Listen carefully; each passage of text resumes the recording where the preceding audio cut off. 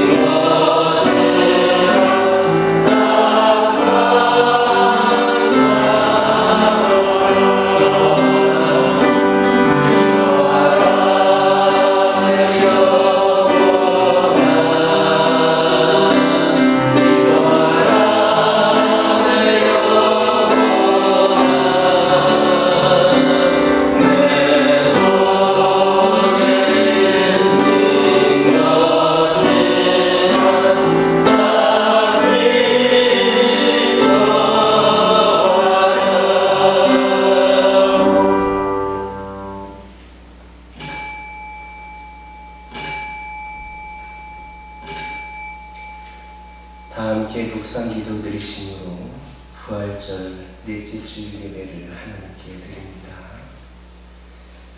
나는 선한 목자라. 나는 내 양을 알고 양도 나를 아는 것이 아버지께서 나를 아시고 내가 아버지를 아는 것 같으니 나는 양을 위하여 목숨을 버리노라. 하늘을 향해 간구하는 성도들에게 위로와 사랑으로 베풀어주시는 하나님 아버지, 회개하는 자를 진심으로 후대하시고 용서하시는 그 크신 사랑에 감사와 찬양을 드립니다.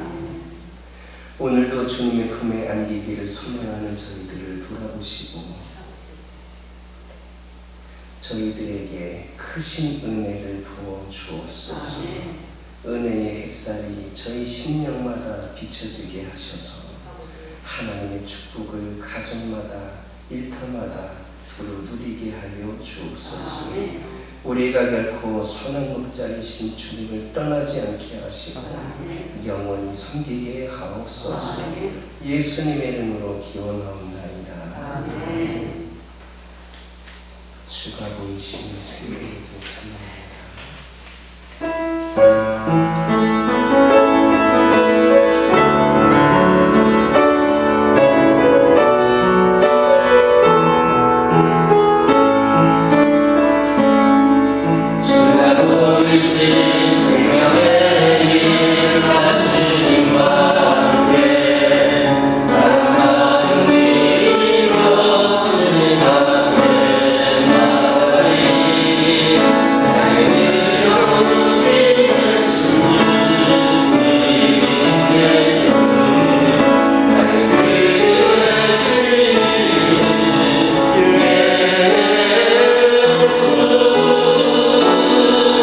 나에게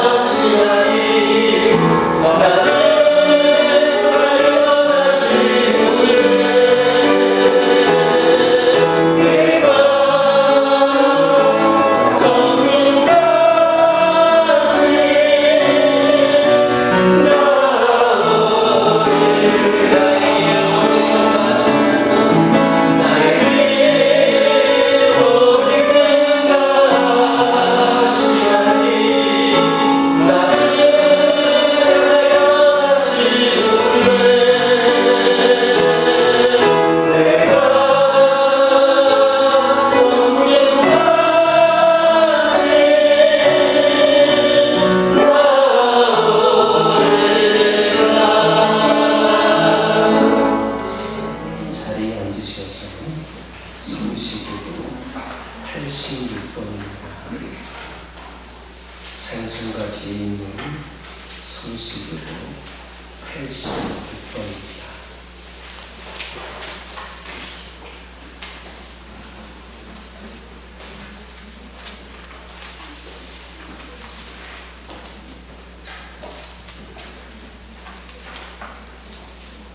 손시교도 86번 교독하시겠습니다.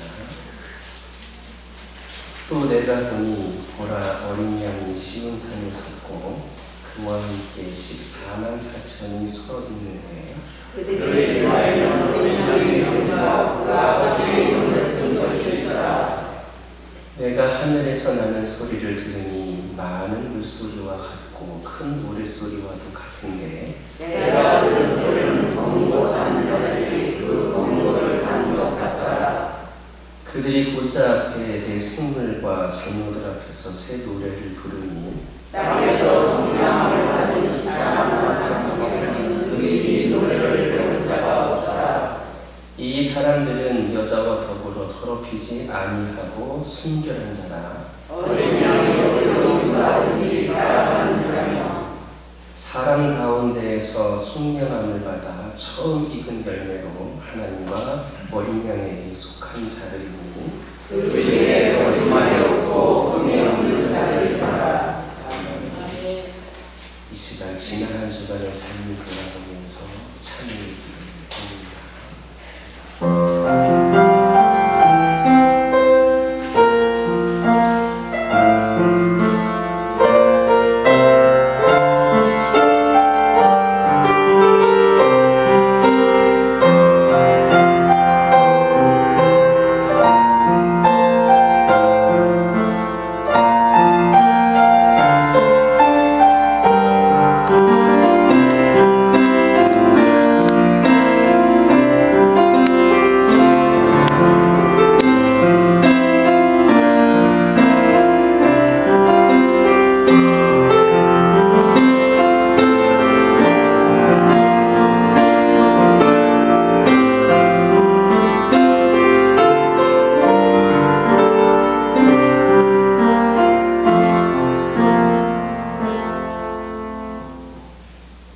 예수께서 이르시되 오늘 구원이 이 집에 이르렀으니 이 사람도 아브라함의 자손이로다.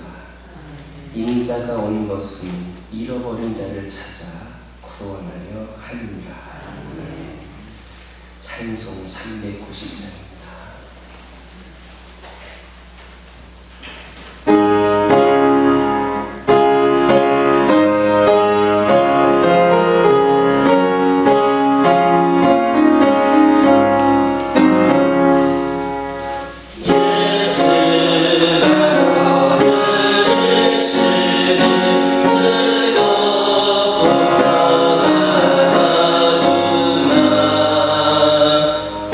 주야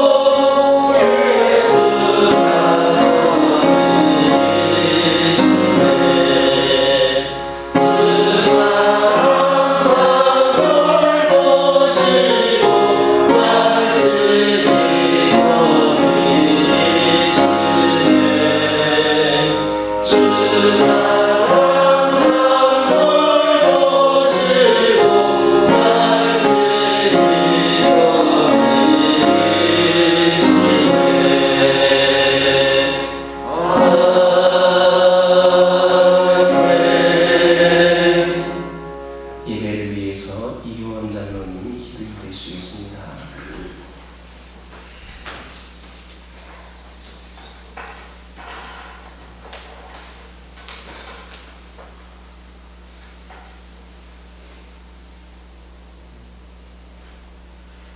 전능하시고 영원하신 하나님, 감사와 찬송을 올려드립니다. 지나간 한 달 동안도 온갖 죄악과 질병으로 홍수 같은 이 험악한 세상에서 우리 하나님께서 한 심령을 지켜주셔서 평안히 보낼 수 있는 그 은혜로 함께해 주셔서 모든 영광을 우리 하나님께만 돌립니다. 오늘도 우리 하나님께서 택하시고 생명 주시고 또 이 땅에서도 영원히 보살피실 믿음의 권속들이 주님의 귀한 전에 나와서 오직 살아계신 하나님 앞에 예배드리오니 성령께서 임재하여 주셔서 저희들이 후공에다 대고 기도하는 것이 아니라 살아계신 하나님의 임재를 피부로 느끼며 예배드릴 수 있도록 하나님 구속하여 주시옵소서. 지나간 또 한 주간 동안도 저희들 이 세상 살아가면서 마음의 원이라도 육신이 약해서 하나님의 뜻을 알고도 불순종하고 하나님의 뜻을 모르고도 불순종한 것 있으면 다 용서하여 주시옵소서. 요즘 세상 돌아가는 것을 보면 믿는다 하면서도 서로가 이념과 사상이 틀려서 얼마나 갈등하고 서로 손가락질 하는지 모릅니다. 정치권에서도 그 천주교에서 세례명을 받았다는 사람들, 그리고 교회에서 직분을 다 받았다는 사람들도 육신의 정력과 악목의 정력과 이 세상 자랑을 유지하기 위해서 옳은 것을 옳다고 말 못하고 나쁜 것을 나쁘다고 말 못하고 틀린 것을 틀렸다고 말 못하는 그러한 아주 치사한 아버지 세상을 살아가는 것을 볼 때가 있습니다. 아버지 이 땅은 하나님께 맹세를 지키려고 외동딸을 내놓았습니다. 그리고 아브라함은 하나님께 순종하기 위해서 외아들을 내놓은 것을 우리는 성경을 통해서 잘 압니다. 그리고 수가성의 여인은 하나님의 걸맞지 않는 남편 5을 헌신짝처럼 내팽개쳐버렸습니다. 우리도 주님을 따르려면 오직 자기를 부인하고 십자가를 지고 하나님을 따라야 된다고 했습니다. 그리고 오직 하나님의 뜻대로 행하는 자만이 내 모친이요 내 형제라고 했습니다. 아무쪼록 저희 믿음의 권속들은 오직 이 세상을 등지고 십자가만 바라보며 하나님의 뜻을 온전히 순종하게 도와주시옵소서. 그것이 세상의 빛과 소금의 역할이 된다는 사실을 깨닫게 도와주옵소서. 인간의 인맥 때문에 아닌 것을 옳다고 주둔하는 그 추한 아버지 모습을 보이지 않게 도와주옵소서. 아버지 이 시간도 마음의 병과 육신의 병과 또 범사의 병 때문에 마음이 고통스럽고 앞이 캄캄해서 보이지 않습니까? 오직 우리 하나님 앞에 불순종은 이런 결과를 낳습니다. 아무쪼록 저희들이 다른 것 아버지 조사하지 말고 많은 것을 배우기보다는 하나를 알더라도 실행할 수 있는 믿음을 가져서 정말로 내가 하나님 앞에 온전히 순종하고 또 하나님 뜻대로 살아왔는지 그 한 가지만을 하나님께 기도해서 그것을 분별해서 하나님의 뜻대로 바로 손으로 인해서 모든 것이 치료받고 고침받고 해결받은 아버지의 귀한 아버지 성경에 약속된 아버지 그 은혜를 누릴 수 있는 교학교의 권속들에게 도와주시옵소서. 아버지 많이 세우신 목사님 영육간의 강건함을 베풀어 주시옵고 오직 이 교회가 먼저 무엇을 해야 될 것을 구별하게 도와주시옵소서. 아버지 지금 저희들이 온전히 출석을 못하고 있고 이 근동도 저희들이 영적으로 접수하고 있지 못합니다. 아버지, 교학교회를 이곳에 세워주신 것은 이곳을 영역으로 접수해서 복음화시키라고 했습니다. 다른 것도 다 중요하지만 먼저 이 지역을 개방할 수 있는 영적인 아버지여 각성을 할 수 있는 저희 교학교회가 되게 도와주옵소서. 아버지여 기회를 위해서 애쓰는 모든 손길들 기억하여 주옵소서. 하나님께서 영광의 큰 건을 걸어주시길 원하오며 이 시간 첫 시간이오니 마치는 시간까지 모든 예배 시종을 주님 홀로 영광받아 주시옵소서. 감사하며 살아서 이 교회를 눈동자같이 바라보시는 예수님의 이름으로 기도드리옵나이다.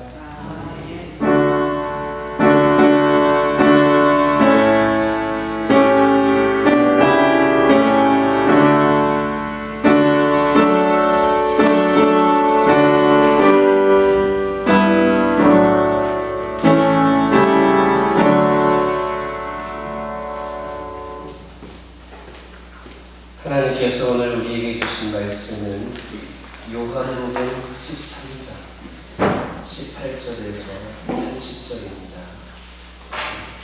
요한복음 13장 18절에서 30절입니다.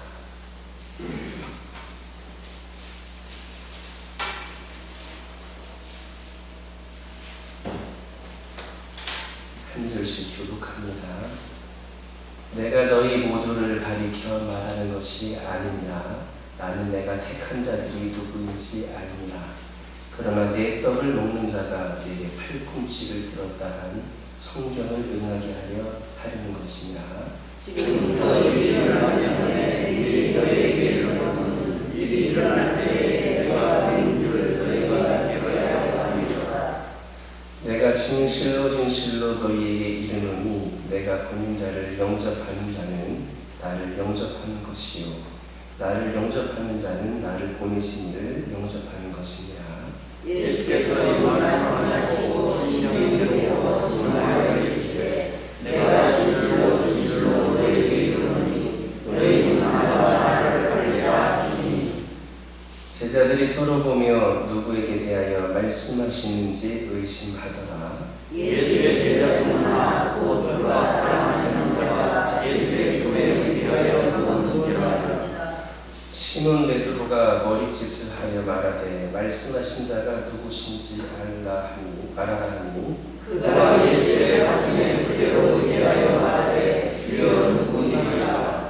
예수께서 대답하시되 내가 떡 한 조각을 적셔서 주는 자가 그니라 하시고 곧 한 조각을 적셔서 가롯 시몬의 아들 유다에게 주시니 조각을 받은 후 곧 사탄의 굴복에 들어가니라. 이에 예수께서 여자에게 이르시되 네가 하는 일을 하라 하시니. 이 말씀을 무슨 뜻으로 하셨는지 그 앉은 자 중에 아는 자가 없고 어떤 이들은 나와 목표를 만났으므로 영경의 고맙사 불문을 하는지 혹은 만한 여자에게 무엇을 좋아하시는 줄로 생각하더라. 함께 읽겠습니다. 유다가 그 조각을 받고 공나라니 아멘이라. 찬송 88장입니다.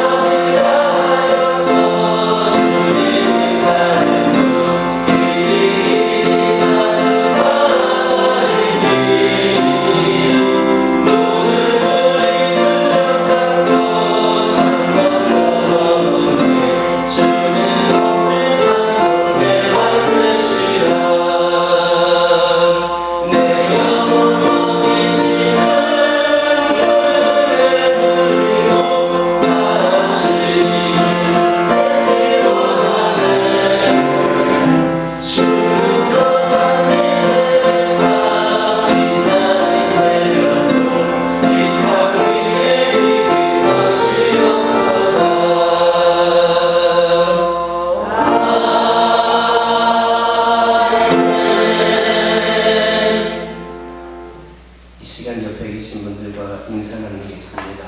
하나님께서 여러분과 함께하길 원하십니다.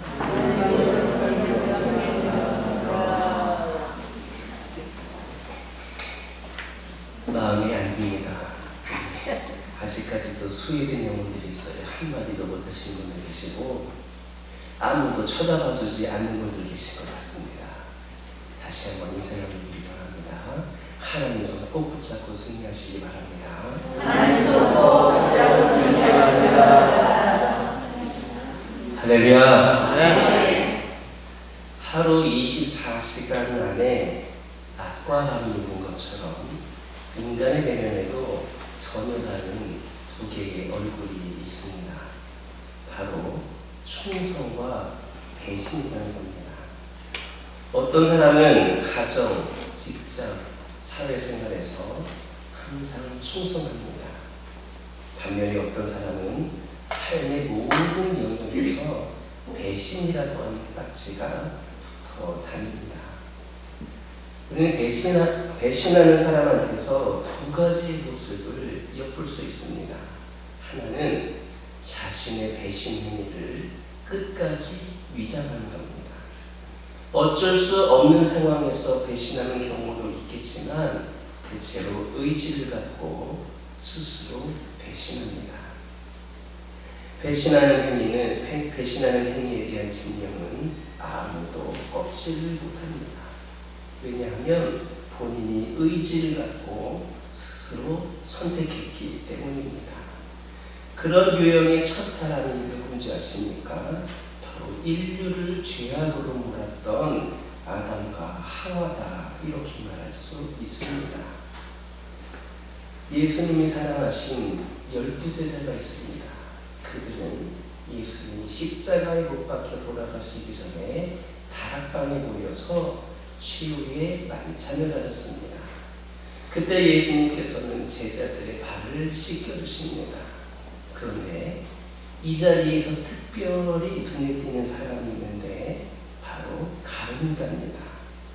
예수님은 이 가룟유다의 배신으로 인하여서 십자가에 지게 될 것을 이미 알고 계셨습니다. 그러나 예수님은 마지막 순간까지 가룟유다가 배신의 길을 가지 않도록 배려하십니다. 마지막 만찬을 가실 때에 예수님은 중요한 두 사람을 좌우에 앉히십니다.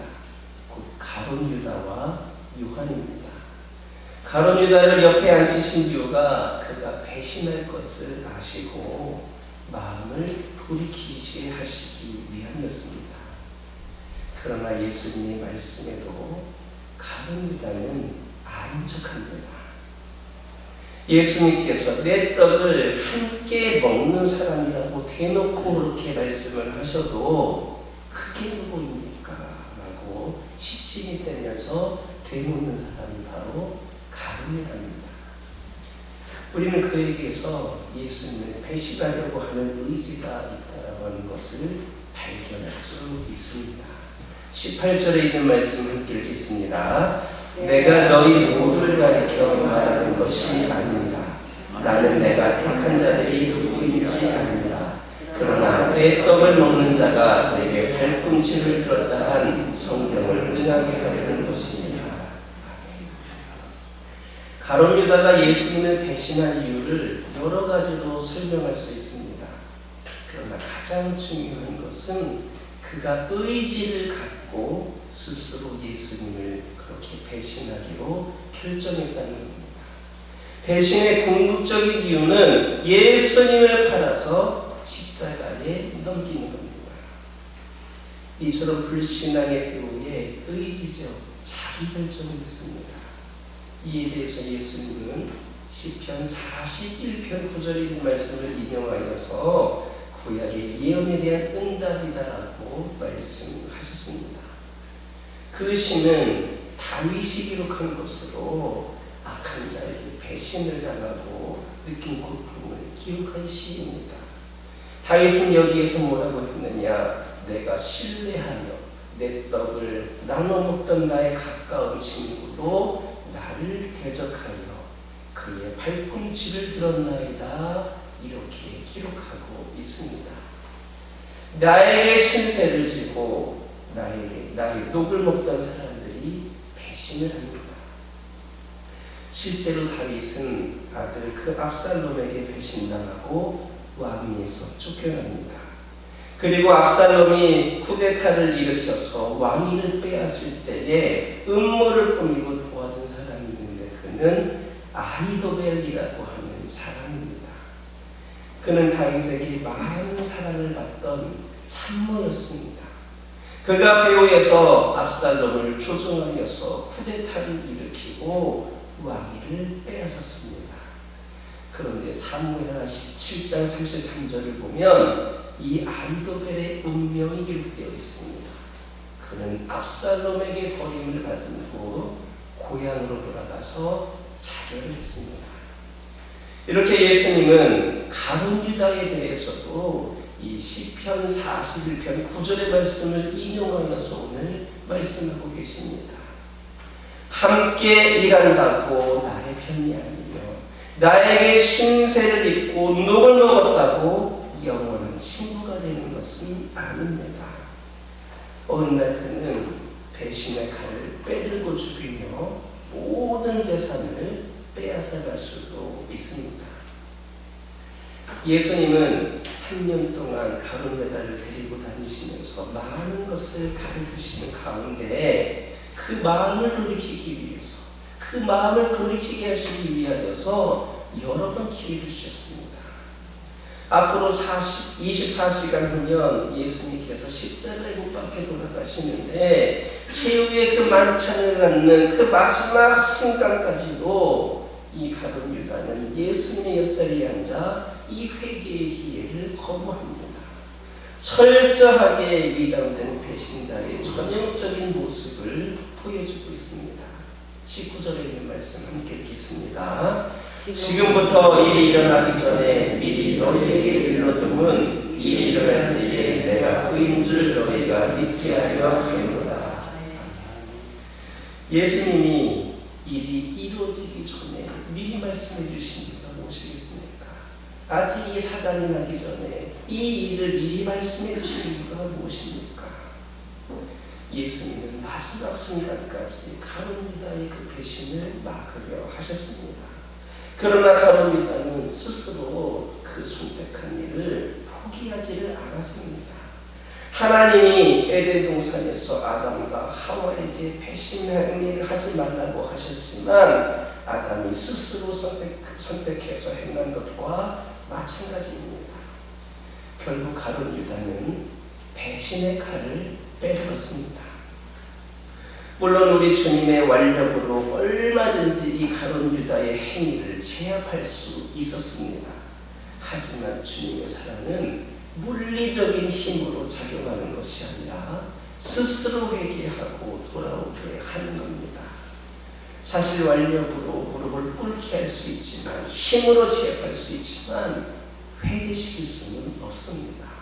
회개하더라도 진정으로 회개하는 것이 아니라 내가 그렇게 위협을 당하니까 억지로 하는 것이 될 뿐입니다. 겁을 줘서 고개를 숙이게 만드는 것은 진정한 회개가 아닙니다. 회개는 스스로 받은 일을 돌이키는 겁니다. 끝까지 가룟 유다가 회개하지 않았을 때에 예수님의 마음이 얼마나 무겁고 고독하셨겠습니까? 마치 자식이 회개하지 않았을 때의 그 부모 심정과도 같았을 겁니다. 비록 자식이라 할지라도 방탕하려고만 마음을 먹는다면 부모님들 어찌할 도리가 없습니다. 이런 성향이 아담에게 있었고 가룟 유다에게도 있었던 겁니다. 예수님이 앞으로 될 일을, 일어날 일을 미리 말씀하신 이유는 이 가룟 유다의 배신 행위가 제자들의 그 공동체에 매우 중요한 영향을 미치기 때문입니다. 스승을 팔아넘겨 십자가에 못 박혀 죽게 만들고 제자들의 공동체가 풍비박산나게 하는 일은 그리 간단한 일이 아닙니다. 또한 제자들이 나중에 반문할 수도 있습니다. 주님, 가룟 유다가 그런 일을 저질렀는데 그 엄청난 일을 못 모르셨단 말입니까? 그러나 예수님은 이미 알고 계셨습니다. 마지막 순간까지 예수님은 최선을 다하셨습니다. 하지만 가룟 유다는 자신의 길로 갔습니다. 따라서 제자들이 이런 사실을 나중에 알게 되었을 때에 믿음의 흔들림이 없도록 미리 말씀해 주신 겁니다. 이런 일이 일어날 것이다라고 미리 말씀해 주신 것입니다. 예수님은 가룟 유다를 용서하기를 원하셔서 마지막 그 순간까지 회개의 기회를 주신 사실을 언젠가 제자들이 알게 되고 주님이 하나님의 독생자이고 인류의 메시아이며 구원자이심을 믿게 하려고 미리 말씀해 주신 겁니다. 우리 예수님께서 우리들에게도 여러분들에게도 미리 말씀해 주신 것이 있습니다. 그것이 무엇입니까? 다시 오시겠다는 말씀입니다. 다시 오시겠다는 말씀입니다. 그것이 언제라고 말씀하지는 않으셨지만 분명히 다시 오신다 말씀하셨습니다. 그렇다면 우리 예수님은 이 사실을 왜 미리 알려주셨습니까? 우리로 준비케 하시기 위함이었습니다. 따라서 우리는 나중에 왜 미리 알려주지 않고 갑작스럽게 오셔서 우리를 심판하십니까? 라고 말할 수가 없습니다. 우리를 심판이 아닌 구원의 대상으로 삼으시기 위해서 예수님께서 우리에게 미리 알려주셨기 때문에 우리는 우리 예수님이 다시 오실 때까지 이를 준비하는 삶을 살아야 합니다. 이것이 우리가 앞으로 살게 될 하나님 나라를 차지할 수 있는 기회를 주신 겁니다. 그때에 그런 일이 일어날 터인데 너희들이 지금부터 미리 준비하여서 그 나라를 너희들이 차지할 수 있었으면 좋겠다. 미리 알려주신 겁니다. 우리는 딴소리 하지 말아야 합니다. 분명히 우리 주님께서 미리 말씀해 주셨습니다. 따라서 우리는 그에 합당한 삶을 살아야 합니다. 그런데 우리 주님께서 이렇게 미리 말씀해 주셨지만 진작부터 말씀해 주셨지만 마치 가룟 유다가 끝까지 그에 대해 돌이키지 못하고 죄악된 길에서 벗어나지를 못했던 것처럼 우리 주님이 주신 그 약속을 철저히 외면하고 세상 속에서 위장된 삶을 살아가는 사람들이 너무나도 많이 있습니다. 특히 가룟 유다가 예수님의 제자였던 것처럼 혹 예수님의 제자가 아니었더라면 마음이 덜 아팠는지도 모르겠지만 이 가룟 유다가 예수님의 제자였던 것처럼 오늘날에 스스로 주 예수 그리스도를 믿는다라고 고백하는 신앙인들 사이에도 그 제 신앙을 진정 믿지를 못하며 수많은 상황 가운데 수많은 벌어진 일들 가운데에 그 상황 속에서 흔들리고 있는 영혼들이 믿음에 흔들리고 있는 사람들이 많이 있다고 하는 것을 보게 됩니다. 우리 주님은 우리를 너무나도 사랑하셔서 혹시나 우리가 그것을 스스로 깨닫지 못하여서 구원에 이르지 못할까봐 우리를 배려하는 마음으로 직접 미리 말씀해 주셨습니다. 다시 오시겠다 말씀하셨습니다. 그래서 우리가 깨어서 준비된 자가 되기를 원하셨습니다. 그러므로 우리 주 예수 그리스도를 구주로 믿음으로 회개하고 돌이키는 것은 물론 다시 오실 우리 주님을 영접할 준비가 늘 깨어있는 항상 깨어서 늘 준비되어 있는 우리 모두가 되기를 주님의 이름으로 축원합니다. 20절에 있는 말씀 함께 읽겠습니다. 내가 진실로 진실로 너희에게 이르노니 내가 보낸 자를 영접하는 자는 나를 영접하는 것이요 나를 영접하는 자는 나를 보내신 이를 영접하는 것입니다. 예수님이 가룟 유다를 끝까지 품으려 하신 이유는 구원의 메시지를 전하기 위함이었습니다. 그 영혼을 구원하시기 위함이었습니다. 구원의 진리는 변함이었습니다. 가룟 유다의 배신은 예수님이 주시는 구원의 진리를 바꾸지 못했습니다. 지금 예수님을 믿는 그리고 진리를 따르는 사람들이 장차 믿고 따를 사람들에 의해서 구원의 진리는 계속 선포됩니다. 지금 믿고 있는 자들이 앞으로 믿게 될 영혼들을 위해서 구원의 그 진리를 선포하는 것은 계속됩니다. 가룟 유다가 배신해도 천지가 뒤바뀌어도 만민이 넘어져도 결코 변할 수 없는 진리 중에 하나는 바로 예수님이 메시아라는 사실입니다. 이에 대해서 예수님께서 친히 미리 말씀해 주신 겁니다. 예수님은 예언을 맡으신 후에 그 마음은 심히 민망하셨습니다. 여기에서 민망하다라고 하는 말은 여러 가지 감정이 뒤섞여서 어찌할 바를 모르는 상태를 말합니다. 힘 있는 자가 고독할 때 힘을 사용하면 간단히 해결됩니다. 그러나 있는 힘을 사용하지 않을 때 고독해집니다. 이것이 예수님의 고독입니다. 돈도 많고 권력도 강한 사람은 간단하게 상대방을 없앨 수 있습니다. 하지만 그리하지 않는 게 겸손입니다. 가진 능력을 사용하지 않는다는 것도 힘든 일입니다. 상대방을 살릴 수 있는데 이를 외면하는 것도 힘든 일입니다. 바로 여기에 가진 자의 고백이 있고 힘 있는 자의 아픔이 있습니다. 예수님은 가룟 유다가 문 밖으로 나갈 때까지 간구하십니다. 생각을 바꾸고 회개하여 돌아오라고 하십니다. 여기에서 아담과 하와의 그 선악과 사건을 새로운 각도에서 이해할 수 있습니다. 우리는 아담과 하와가 하나님이 먹지 말라고 하신 선악과를 선악과를 먹음직도 하고 포함직해서 따먹은 것으로 알고 있습니다. 그러나 이 선악과 사건에도 깊은 영적인 의미가 있습니다. 하나님이 아담과 하와의 범죄 현장을 보고 얼마든지 막으실 수 있으셨을 텐데 그냥 두셨다는 겁니다. 이것은 가룟 유다의 그 배신과도 연결이 되는 겁니다.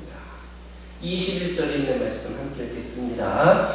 예수께서 이 말씀을 하시고 신령에게로 증언하여 이르시되 내가 진실로 진실로 너희에게 이르노니 너희 중 하나가 나를 팔리라 하시니라. 이 말씀은 예수님께서 제자들에게 하신 것이지만 실은 가룟 유다에게 하신 겁니다. 또한 예수님께서 심적으로 힘드셨다는 것을 나타내는 것이기도 합니다. 마지막 성만찬을 갖고 제자들의 발을 씻겨주시면서 사랑하는 제자들 중에 한 사람이 배신할 것에 대해서 매우 힘들어하셨던 겁니다. 사람들은 너무나도 쉽게 예수님을 믿지 않는다라고 말합니다. 그러나 하나님은 그런 일에 대해서 괴로워하십니다. 이것은 타락한 자식이 가출해서 돌아오지 않을 때에 그 아버지의 심정과도 같은 겁니다. 자식이 돌아오지 않겠다고 하는데 아버지는 어찌하지 못하고 울 수밖에 없습니다. 그래서 아버지는 고독한 존재인 겁니다. 우리가 재산을 상속할 때에 옆집에 모범생 아들이 아니라 불효자일지라도 자기 자식에게 물려줍니다. 이것이 아버지의 심정입니다. 아들이 조금만 잘해주면 아버지는 매우 좋아합니다. 이게 인지상정입니다. 마찬가지로 우리가 하나님을 향해 몸만 살짝 돌려도 그분은 너무나도 좋아하십니다. 이것이 하나님 아버지의 마음이요 우리 예수님의 마음입니다. 우리 예수님께서는 모든 사람들이 하나님께로 돌아와서 회복되기를 바라십니다. 직접 돌이키게 하실 수도 있지만 스스로 돌이키기를 기다리십니다. 따라서 우리는 아버지의 품으로 돌아가기를 원해야 합니다. 당시 제자들은 예수님이 하신 말씀에 대한 의미를 잘 몰랐습니다. 그러나 오직 한 사람 가룟 유다는 분명히 알았습니다. 그러나 그는 의지를 꺾지 않고 마음을 바꾸지를 않았습니다. 예수님 말씀 앞에 더 위장으로 일가했습니다. 지친 일을 했습니다. 상관이 없는 듯이 그렇게 표현했습니다. 22절 23절 함께 읽겠습니다. 제자들이 서로 보며 누구에게 대하여 말씀하시는지 의심하더라. 예수의 제자 중 하나 곧 그가 사랑하시는 자가 예수의 품에 의지하여 누웠는지라. 당시 유대인들은 식사를 할 때에 옆으로 비스듬히 누워 음식을 먹는 그런 풍습이 있었습니다. 마지막 만찬에서 가룟유다는 옆으로 누워서 예수님 품에 안긴 겁니다. 그때 유다가 주님, 사실 제가 그런 마음을 품었습니다. 제가 예수님 닮려고 했습니다. 이렇게 고백했다면 문제는 간단해집니다. 아담도 그렇습니다. 아담이 선악과를 따먹은 후에 하나님이 찾으셨을 때에 즉시 하나님, 제가 선악과를 따먹었습니다. 제가 부족하여서 순간에 그 안목의 저녁이 넘어가서 제가 선악과를 따먹었습니다 라고 하면 문제는 달라집니다. 그러나 인간의 의지와 자존심은 항상 다른 방향으로 돌아갑니다. 베드로는 아직도 상황을 제대로 파악하지 못하고 있습니다. 그 내용을 알고 있는 사람은 예수님의 품에 안겨서 그가 누구입니까? 라고 묻는 가룟유다 한 사람뿐입니다. 그는 예수님께서 하신 말씀이 무슨 뜻인지 정확하게 알고 있었습니다. 왜냐? 본인이 그 대상이기 때문입니다. 24절 25절 함께 읽겠습니다. 시몬 베드로가 어릿짓을 하여 말하되 말씀하시는 자가 누구인지 말하라 하니 그가 예수의 가슴에 그대로 의지하여 말하되 주여 누구입니까? 마지막 선택의 기회가 지나고 나면 모든 것이 끝납니다. 종말과 심판이 오기 전에 다가온 구원의 기회를 선택하지 않는다면 더 이상 어쩔 수 없는 겁니다. 지금 사람이 가룟유다에게 주어진 돌이킬 수 있는 마지막 선택의 기회입니다. 예수님께서는 끝까지 기회를 주셨습니다. 우리 주님께서는 지금 우리들에게도 여러분들에게도 기회를 주고 계십니다. 우리 스스로 선택하고 결단할 수 있는 기회를 주고 계십니다. 직접 강압적으로 하지 않으시고 끝까지 우리 한 사람 한 사람을 배려하면서 우리 스스로가 그 기회를 붙잡기를 원하십니다. 우리 주님께서 지금 여러분이 어떠한 생각, 어떠한 말, 어떠한 행동, 어떤 결단을 내리기를 원하신다 생각하십니까? 우리 주님이 여러분의 가슴에 주시는 그 음성에 귀를 기울이시기 바랍니다. 그래서 우리 주님이 주신 그 기회를, 돌이킬 수 있는 기회를, 우리 주님 손 꼭 붙잡고 영원히 동행할 수 있는 그 기회를 놓치지 않고 붙잡으시기를 주님의 이름으로 축원합니다. 아멘. 26절에서 30절에 있는 말씀 함께 읽겠습니다. 예수께서 대답하시되 내가 떡 한 조각을 적셔서 주는 자가 금이라 하시고 곧 한 조각을 적셔서 가로 시몬의 아들 유다에게 주시니 조각을 받은 후 곧 사탄이 그 속에 들어가는지라. 이에 예수께서 유다에게 이르시되 내가 하는 일을 속히하라 하시니 이 말씀을 무슨 뜻으로 하셨는지 그 앉은 자 중에서 아는 자가 없고 어떤 이들은 유다가 돈계를 맡았으므로 명절에 우리가 쓸 물건을 사라 하시는지 혹은 가난한 자들에게 무엇을 주라 하시는 줄로 생각하더라. 유다가 그 조각을 받고 곧 나가니 밤이로라. 이 말씀에서 우리는 몇 가지 영적인 교훈을 얻을 수 있습니다. 첫째, 배신은 타락의 신호입니다. 배신은 타락의 신호입니다. 배신은 불순종 때문에 오는 것이지만 순종해야 함을 알면서도 하지 않을 때에 배신하게 되고 마귀가 찾아오는 겁니다. 27절을 보면 예수님이 적시어 주시는 떡 한 조각을 가룟유다가 받자마자 사탄이 그의 속으로 들어갔다 했습니다. 사탄이 먼저 가룟유다 속으로 들어간 것이 아닙니다. 그 떡을 받자마자 들어갔습니다. 그 떡을 받는 자가 나를 받는 자라라고 말씀하시고 나서 그 떡을 주었더니 그 떡을 바르려다가 받자마자 사단이 들어간 것입니다. 마찬가지로 사탄은 아담과 하와를 유혹할 때 있어서도 그들 안으로 들어가지는 못합니다. 그러나 그들이 선악과를 딱 먹은 후에 즉시 사탄이 들어갔습니다. 여기에서 중요한 것은 우리의 의지적인 선택입니다. 지금이라도 회개하고 주님께로 돌아온다면 사탄은 그 자리에서 미끄러져 나갑니다. 그러나 우리가 알면서도 순종하지 않고 의지적으로 불순종한다면 곧 사탄이 들어오게 되어 있습니다.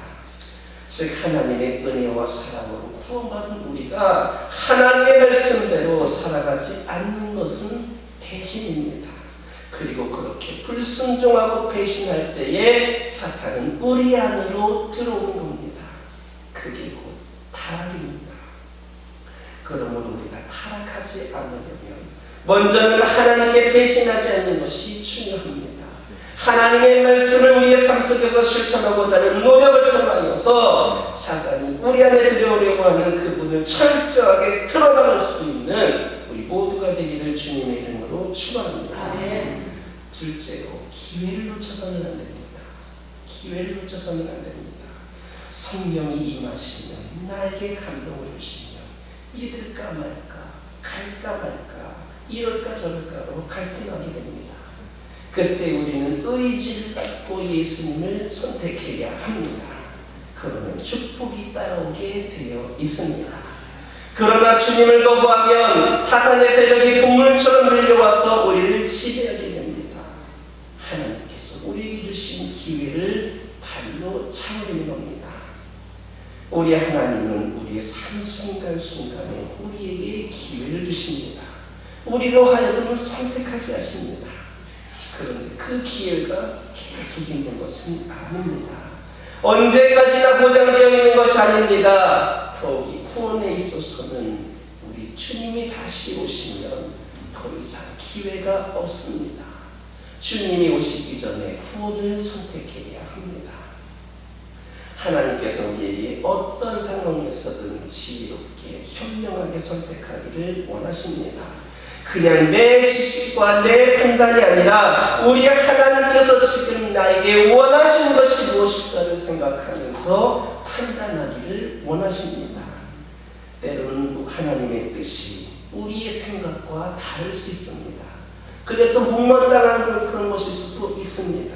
이해가 되지 않는 결정을 요구하실 때도 있습니다. 하나님과 나의 뜻이 같은 상황에서 예수님 선택하는 것 누가 못합니까? 누구든지 할 수 있습니다.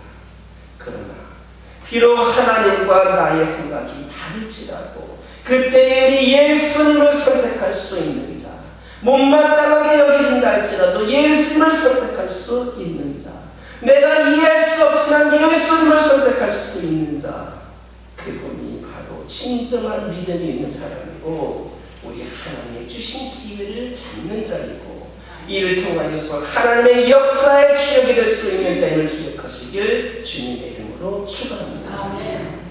세 번째로 그리스도의 옷을 입어야 합니다. 예수 그리스도를 바라보면 모든 이론과 이성과 지식 경험을 뛰어넘게 됩니다. 그런데 수많은 유신론적인 지성인들을 보면 나름대로 충분한 과정과 경험을 거친 후에 하나님의 존재를 믿게 되는 것을 알 수 있습니다. 그러나 이성의 끝이 신앙을 갖게 하는 것은 아닙니다. 논리의 끝에 하나님을 만나게 되는 것도 아닙니다. 성령이 임하시면 우리는 의지적으로 예수 믿기로 결정해야 합니다. 확실하게 느껴지지 않는다 할지라도 충분히 이해되지 않는다 할지라도 믿을 수 있는 것, 이것이 곧 순종이고 또 하나님의 은혜입니다. 이것저것 다 따지고 계산하여서 하나님을 믿는 것이 아니라 하나님이 우리 마음의 문을 열어주시기 시작할 때에 영적인 호기심을 자극시켜 주실 때에 우리는 그 순간 의지적으로 예수님을 믿기를 결단해야 합니다. 우리 하나님께서 주일을 나도록 어떤 마음의 감동을 나에게 주실 때에 때에 즉시 그 일을 감당하기를 내가 결단해야 합니다. 나에게 하나님께서 무엇을 드릴 수 있는 마음을 주실 때에 우리는 즉시 하나님께 드릴 수 있는 그런 결단을 해야 합니다. 그것이 바로 그리스도의 옷을 입는 겁니다. 주님이신 그 마음, 예수님의 그 마음 그대로를 품고 시행할 수 있는 것, 그것이 그리스도의 옷을 입는 겁니다.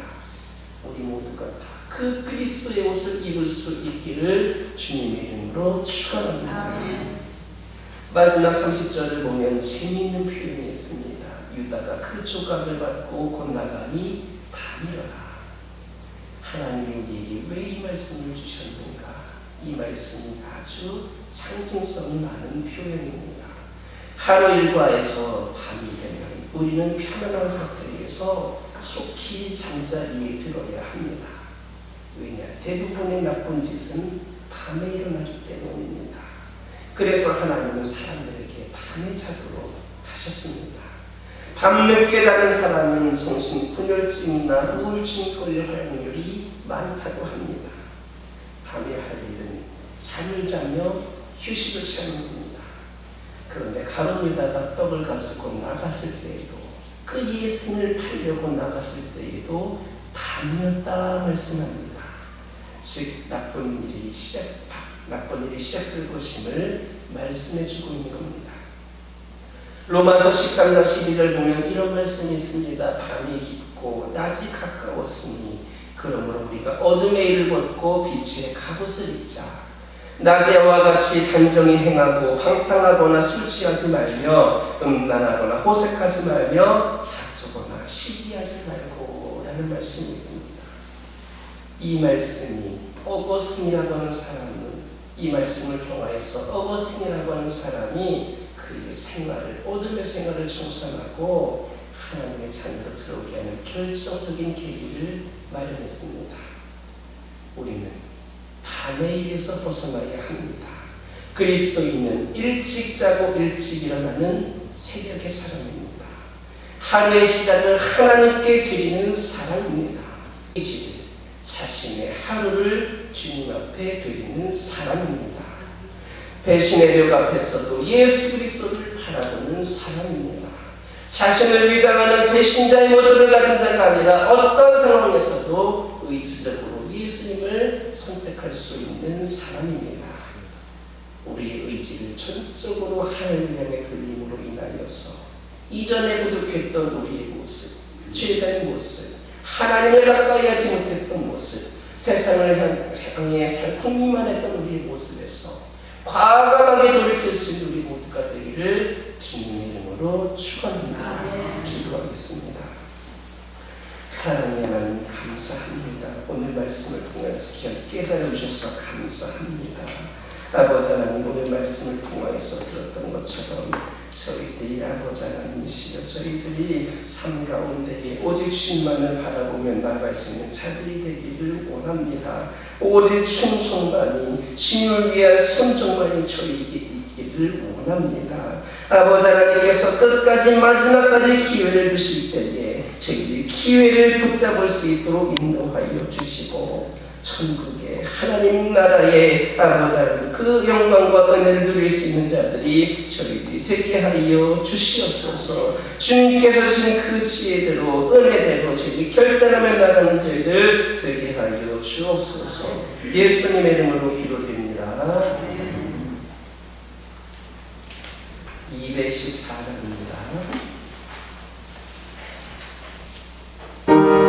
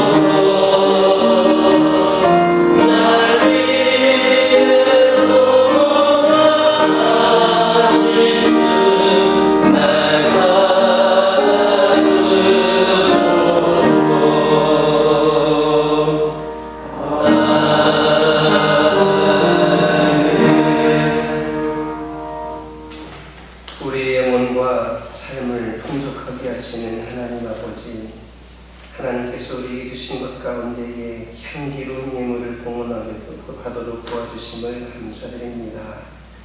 비록 적은 것을 예물로 드릴지라도 기쁘게 받으시고 우리에게 은혜를 베풀어 주옵소서. 우리의 영혼과 삶이 궁핍하거나 메마르지 않게 하시고 하나님의 축복을 풍성히 채워 주옵소서. 우리가 얼마를 가지고 있든지 나누고 베푸는 삶으로 마음이 흡족하여 기쁨과 감사가 넘치는 삶을 살게 하옵소서. 하나님께 예물을 드리는 것으로 그치지 말게 하시고 가난한 이웃과 어려움을 당하고 있는 탈북자들이라든지 외국인 이주 노동자들, 그 외에 소외당하고 있는 영혼들에게도 베풀 수 있도록 도와주옵소서. 주님께서 주신 물질을 주님의 필요를 위해 기꺼이 내어놓는 자녀들이 11조를 드립니다. 식구들이 모인 식탁이 주님을 주인으로 모시며 사랑으로 나누는 행복의 보금자리가 되게 하옵소서. 주신 하늘 은혜를 감사드리며 예물을 드립니다. 선불예물과 구제예물도 드립니다. 이들 모두에게 부정적인 생각이 가득한 심령이 아닌 항상 긍정적인 생각이 지배하여서 육신의 강건함과 영적 기쁨이 충만하게 하옵소서. 물질의 어려움을 겪으며 드리지 못해 안타까워하고 있는 자녀들의 마음도 연락하여 주시고 이들에게 동일한 은혜를 부어 주시옵소서. 아름다운 꽃꽂이로 성전을 장식합니다. 교사로, 안내로, 청소로, 반주로 그 외에 보이지 않는 곳에서 즐겁게 봉사하는 자들이 있습니다. 이들을 축복하시고 이들의 신앙을 자녀들이, 후손들이 올바르게 계승하여서 다음 세대인 그 후손들의 삶에도 늘 주님께서 동행하시는 축복된 삶이 되게 하옵소서. 예수님의 이름으로 축복하며 기도드립니다. 교회 소식 전해드립니다. 최근 확진자가 계속해서 증가하고 있습니다. 자의 자리에서 얼마나 스스로 방역을 잘 지키느냐에 따라서 우리 일상이 더딜수도 있고 좀 더 빨라질 수도 있습니다. 우리가 먼저 본이 되어서 철저하게 잘 지킬 수 있게 바랍니다. 5월 월사 기도회가 5월 1일 토요일 오전 5시 있습니다. 한 달의 첫 번째 날 시작을 주님께 드리면서 하나님의 인도하심과 축복하심을 함께 하시기를 기도하기 바랍니다. 사랑의 편지 지역사회 물어나름에 적극적으로 참여해 주시기 바랍니다. 5월 둘째 주에 우리 세네갈에서 지금 한국에 들어가서 잠시 안식을 취하셨다가 5월 말에 들어가시게 되는데 우리 선교사님께서 그동안의 선교 보고를 하는 그 예배를 드립니다. 우리 교회를 방문하시는데 여러분들이 아시는 것처럼 우리 교회 선교 1호 과정입니다. 미리 이 시간 알려드리는 것은 미리부터 좀 시간을 비워두셔야 하는 겁니다. 원래 그동안에 한 2번 더 오실 기회가 있었는데 코로나로 인해서 미루다가 지금까지 왔습니다. 또 앞으로 상황이 어떻게 될지 모르겠지만 우선은 진행을 하려고 합니다. 여러분들 5월 둘째 주입니다. 어버이주이긴 하지만 여기 계신 분들이 대부분 어버이이기 때문에 어버이 마음을 조금 모르셔도 한 1년은 모르셔도 되겠다 싶어서 그때로 날을 잡았습니다. 그러니까 여러분들 미리 시간을 비워두시고 우리 선교지기 위해서 더 많이 알아갈 수 있는 우리가 섬기고 후원하고 있는 그 선교지기는 어떤 일들이 있고 우리 선교사님은 어떤 마음을 담고 선교하고 있는지 좀 실질적으로 알 수 있는 시간이 되었으면 좋겠습니다. 교우 소식 전해드립니다. 우리 권용현 형제, 건강한 장로님, 그리고 우리 박민원 장님 아들인데 우리 말레이시아 프로축구팀으로 입단하게 되어서 오늘 출국을 합니다. 11시역에서 출발을 하고 2시 비행기 타를 하고 우리 대회 때 인사를 못 드렸습니다. 우리 그동안 새벽제단을 매일같이 싸우면서 그 비전을 품고 기도했던 귀한 아들이고 우리 교회 다리스의 출기던 아들입니다. 여러분들 우리 용현 형제의 새벽자리가 길지만 여러분들이 채워주셨으면 좋겠습니다. 함께 기도하면서 아무래도 새로운 문화다 보니까 그 문화에 적응하기도 쉽지도 않을 거고 자기는 음식에 다 잘 받는다라고 저는 이야기했지만 때로는 또 여기서 모는 것보다 불편함이 분명히 있을 겁니다. 그리고 좋은 감독님도 만나야 되고 좋은 동료들도 만나야 됩니다. 또 무엇보다도 그곳에는 이것만큼 신앙생활하기가 쉽지가 않습니다. 그래서 저한테는 매일 동영상을 보내달라고 해서 보내려고 하는데 여러분이 함께 기도해 주셨으면 좋겠습니다. 특별히 그곳에서 축구로서도 하는 경우도 있지만 그 복음을 가진 신앙이 또 분들도 전도할 수도 있습니다. 기회라 생각하시고 여러분들이 계속해서 기도해 주시기를 바랍니다. 우리 당회가 다음 주 주일에 있겠습니다. 다시 한번 인사 나누기를 원합니다. 오늘 말씀으로 한 주간도 승리하시기 바랍니다.